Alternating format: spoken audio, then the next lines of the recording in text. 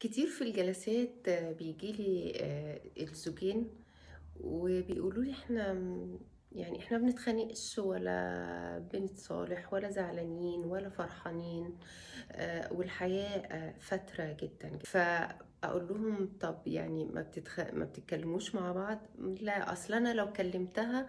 كل كلمة بتقلب خناقة، وهي تقول لي لأ أصل هو ما بيفهمنيش خالص مهما أقعد أشرح والّا بتاع ما بيفهمنيش نهائي. طيب ما تتخانقوا يا جماعة، الخناق حلو جدًا،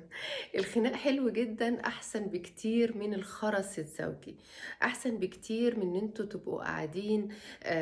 يعني ولا أكنكم قاعدين مع بعض، ولا حاسين ببعض، لإن ده بيبدأ بخَرَس زوجي وبعد شوية بيؤدي إلى انفصال عاطفي ثم انفصال كامل.